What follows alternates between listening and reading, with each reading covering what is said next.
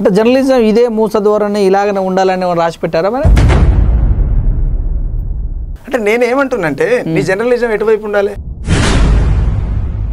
అంటే ఇప్పుడు మీరు మాట్లాడేది ఏమనిపిస్తుంది అంటే మీరు ఒక రాజ్యాంగాన్ని రాసి ఈ రాజకీయ నాయకులు ఇట్లా ఉండాలి, ప్రశ్నించేవాడు ఇట్లా ఉండాలి, మామూలుగా మనిషి ఇట్లా ఉండాలి, రాజకీయ నాయకుడు అంటే సీఎం కావచ్చు, పిఎం కావచ్చు, ప్రజలకు ఇలా చేసేవాడు ఉండాలని ఒక రాజ్యాంగం ఏమైనా రాస్తారా? అంటే జర్నలిజం చేసేటోళ్ళు రాజకీయ నాయకులు, కవులు, గాయకులు ఎవరు ఇష్టం వచ్చినట్టు వాళ్ళు చేయొచ్చా?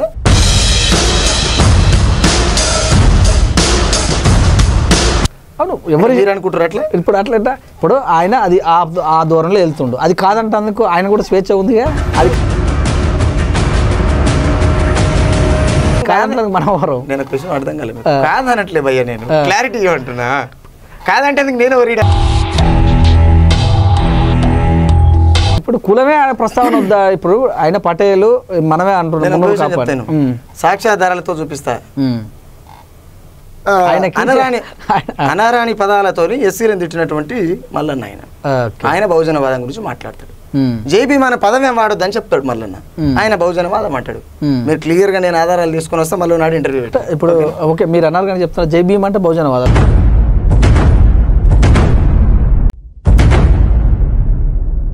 నేనేమంటున్నాను, జైబీఎం అంటే జ్ఞానం వృద్ధిల్లాలనే దాని అర్థం. ఆయన పదం నచ్చదట ఆయనకు.